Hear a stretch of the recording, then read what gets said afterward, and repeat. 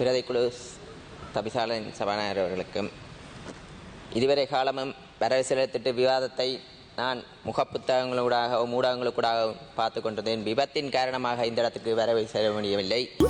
அந்த தீங்கு விளைவிக்கும் பாக்டீரியாக்களை ஒழிக்கும் என மருத்துவ மற்றும் விஞ்ஞான ரீதியாக உறுதிப்படுத்தப்பட்டுள்ளது. இன்றைய தினம் என்னை உரையாற்றுவதற்காக இந்த நேரத்தை ஒதுக்கி தந்தவர்களுக்கு நன்றியை தெரிவித்துக் கொண்டு, எமது வடமாகாணம் என்பது கல்வியில் தலை சிறந்து விளங்கியது. அதற்காக மேன்மை தங்கிய ஜனாதிபதி அவர்கள் யாழ் நூலகத்திற்கு 100 மில்லியன் ரூபாவை ஒதுக்கி தந்ததற்கும் இந்த எமது அமைப்புக்கும் மனமார்ந்த நன்றியை தெரிவித்துக் கொண்டு, ஏனென்றால் வடமாகாணம் கல்வியில் தலை சிறந்து விளங்கியது. எமது மேன்மை தங்கிய ஜனாதிபதி அவர்கள் முன்னைய காலத்தில் எமது யாழ்ப்பாண நூலகத்துக்கு சென்ற சமயம் அவர் அவதானித்தது ஒன்று, பாதணிகளை கலட்டிவிட்டு நாங்கள் உள்நுழைகின்றோம் எல்லோரும். அதன் காரணமாக பல இடங்களிலும் வெளிநாடு சென்ற போதும் எமது யாழ்ப்பாண நூலகத்தை பெருமைப்படுத்தி கூறியிருந்தார். ஏனென்றால் தமிழ் மக்கள் கல்விக்கும் கொடுத்த முன்னுரிமை அதிலிருந்து வெளிப்படுகின்றது என்று. அதற்காக இந்த முன்னுரிமையை அடிப்படையில் எமது யாழ்ப்பாண நூலகத்தை மேலும் அபிவிருத்தி செய்து ஆராய்ச்சியை நிலைநிறுத்துவதற்காக மேற்கொண்ட ஜனாதிபதியால் நிதியொதுக்கி இன்னும் பலம் பெறுகிறது. எமது நாட்டில் 30 வருடங்களாக யுத்தம் ஒன்று ஏற்படுவதற்கு மூல காரணமாக இருந்தது இந்த யாழ்ப்பாண நூலகம் எரிப்பு. நாங்கள் இப்போது நான் வீட்டிலிருந்து விபத்திலிருந்து அவதானித்துக் கொண்டிருந்தேன். வட்டளைந்த வதை முகாம் என்று ஒன்று உருவாகி இருக்கிறது. இன்று தமிழ் சிங்கள இளைஞர்கள் இறப்புக்கு காரணமானவர்களே இதே அன்றைய காலத்தில் கல்வி அமைச்சராக இருந்தபோது எமது யாழ்ப்பாண நூலகத்தையும் தமிழர்களின் உணர்வுகளையும் கரியோடு எரித்து நாசமாக்கியவர்களே இன்று இருக்கிறார்கள். அதற்கான விசாரணையும் ஒன்று தேவையாக இருக்கிறது எமக்கு. ஏனென்றால் இதில் 2 இளைஞர்களும் பாதிக்கப்பட்டிருக்கிறார்கள். 30 வருடங்களாக நாங்கள் யுத்தத்தில் இலங்கை பின்தங்கி இருக்கிறது. அதற்கு காரணம் நாங்கள் நினைக்கின்றோம், தமிழ் இளைஞர்கள் மட்டுமில்லை, சிங்கள இளைஞர்களும் இந்த யுத்தத்துக்கு தள்ளப்பட்டு பல இளைஞர்கள் உயிரிழந்திருக்கிறார்கள். அது தமிழ் இளைஞராக இருக்கட்டும், சிங்கள இளைஞராக சாதாரண அம்மா அப்பாவுகளின் பிள்ளைகளே என்று நாங்கள் உணர்கின்றோம். அதற்காக இந்த மூல காரணமாக இருந்த அன்றைய கல்வி அமைச்சர்கள் இருந்த ரணில் விக்ரமசிங்க யாழ்ப்பாணத்தில் கூட நின்றிருந்தார்கள் என்று ஒரு தகவல் இருக்கிறது. அதற்கான விசாரணையை அமைத்து இந்த வட்டளைந்த வதை முகாம் மாதிரி யாழ்ப்பாண நூலகத்தை எரித்ததற்கான ஒரு நிலையை, ஒரு குழுவை அமைத்து இதுக்கான விசாரணை அமைத்து நீதியை தமிழ் மக்களுக்கும் சிங்கள மக்களுக்கும் பெற்றுக் கொடுக்க வேண்டும் இந்த உயர் சபையில் நான் வேண்டிக் கொள்கிறேன். அடுத்ததாக நாங்கள் எடுத்துக்கொண்டால், இந்த வரவு செலத்தை பொறுத்து எடுத்துக்கொண்டால், எமது பருத்தித்துறை கரையோர பகுதியில் இந்த வீதி இதுவரை காலமும் வேறாலும் புனரமைக்கப்படாமல் இருந்தது. பின்தங்கி ஏதோ வகையில் அந்த பிரதேசத்தை ஒதுக்கி கொண்டிருந்தார்கள். ஆனால் இன்றைய போது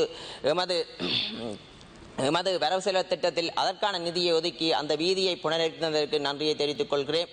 அதே நேரம் கடற்தொழில் சமுதாயம் சார்ந்து கரையோர பகுதியில் இருக்கும் பருத்தித்துறை கரையோர பகுதியில் இருக்கும் அலைகளால் அவர்களது படகுகள் சேதப்பட்டு கொண்டிருந்தது.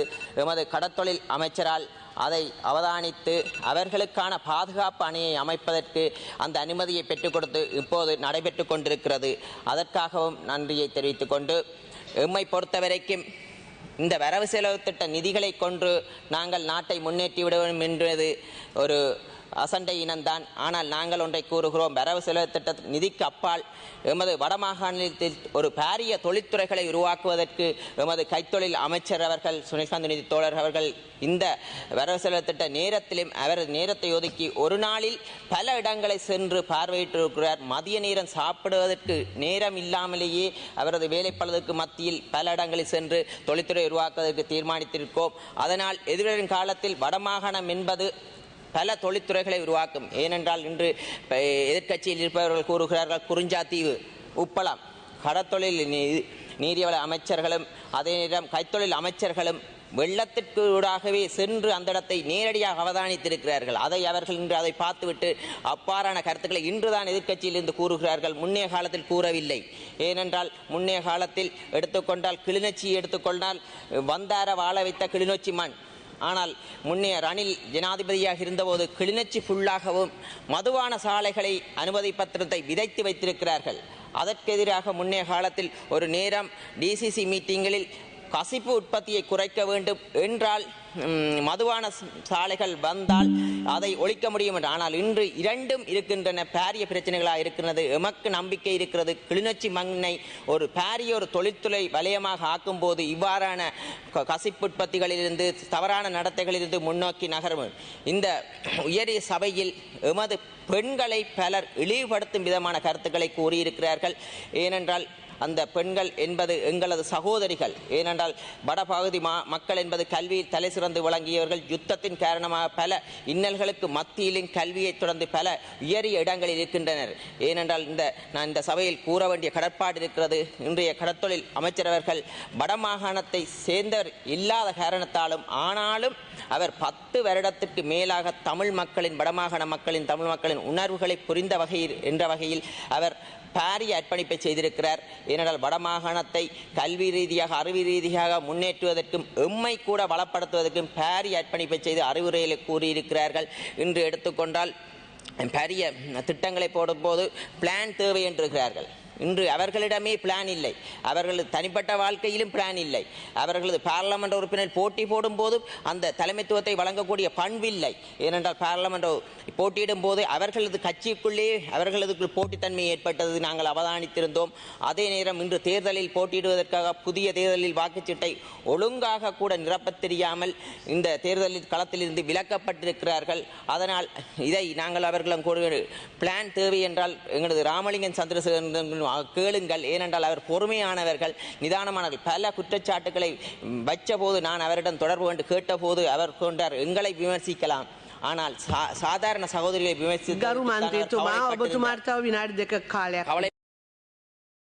வரும் காலத்தில் இந்த மேரி தவக்கை என்பது மழை காலத்தில் கத்தி தானாக இறக்கும்.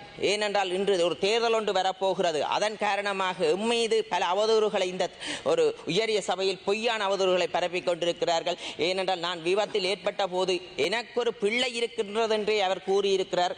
எனக்கு குழந்தை கூட இல்லை. அவ்வாறான ஒரு சிறிய விஷயத்தை கூட அவரால் உணர முடியாத பொய்யான தகவலை பெற்றுக் கொண்டிருக்கிறார். நான் ஒன்றை கூறுகிறேன், இன்று அவர் உணர்ந்திருக்கிறார். ஏனென்றால் இந்த வேட்புமனு தாக்கல் செய்துவிட்டு வெளியில் வரும்போது எனக்கு தமிழ் மக்களே எதிர்ப்பு தெரிவிப்பார்கள் என்று ஊடகத்துக்கு முன்னாடி அவர் கூறியிருக்கிறார். ஏனென்றால் இன்று அவருக்கு வடபகுதியில் பல எதிர்ப்புகள் வர கிளம்பியுள்ளது. அதனால் அவர் உணர்ந்திருக்கிறார். ஏனென்றால் அவர் வேலை செய்தது கொழும்பை மையப்படுத்தி பல காலங்களில். அதனால் தமிழ் மக்களின் உணர்வுகளை இன்னும் அவர் புரியவில்லை என்று நினைக்கிறேன். எதிர்வரும் காலத்தில் இன்று அவர் புரிய நினைக்கின்றார். ஏனென்றால் உடனடியாக சொல்லிவிட்டார் நேற்றைய தினம், எனக்கு தமிழ் மக்கள் மத்தியிலிருந்து எதிர்ப்பு வரும். எதிர்வரும் காலத்தில் இந்த எமது தமிழ் மண்ணை முன்னேற்றுவதற்கு மனிதநேயம் கொண்ட அமைப்பு என்ற ரீதியிலும் மனிதநேயம் கொண்ட அரசாங்கம் என்ற ரீதியிலும் பொதுப்பட சிந்தித்து புதிய ஒரு சமூகத்தை உருவாக்குவதற்கு நாங்கள் திடசகம் போட்டிருக்கோம். எமக்கு பெரும்பான்மை ஆதரவை அரசாங்க கட்சிக்கு இதுவரை காலமும் எவருக்கும் கொடுக்காத ஆதரவை வடமாகாண மக்கள் ஒட்டுமொத்த இலங்கை மக்களும் பெற்றுக் கொடுத்திருக்கிறார்கள். அதிலிருந்து தெரிகிறது இந்த நாட்டில் இனிமேலும் இனவாதம் தேவையில்லை. புதிய ஒரு சகாப்தத்தை படைப்பதற்காக அனைத்து மக்களும் ஒன்றித்து இந்த நாட்டை முன்னேற்றுவதற்கு இந்த வரவு செலவு திட்டம் என்பது பாரிய இடைகளுக்கு மத்தியில் முன்னேறிய நாடு என்ற ரீதி இல்லாத சாதாரண நிலையிலிருந்து சிறந்த வரவு செலவு திட்டத்தை பெற்றுக் கொடுத்திருக்கிறோம். அரசு உத்தியோகத்தர்களுக்கு சம்பள உயர்வை எதிர்வரும் காலத்தில் இந்த நாடு என்பது சிறந்த ஒரு அபிவிருத்தி பாதையை அடித்தளத்தை இட்டிருக்கிறது என்று இந்த இடத்தில் கூறிக்கொண்டு விடைபெறுகிறேன். நன்றி, வணக்கம். හරියන්න නම් මල්ලි හරිම තැනට යන්න ඕන. LOLC Finance හරියන්න හරිම තැන.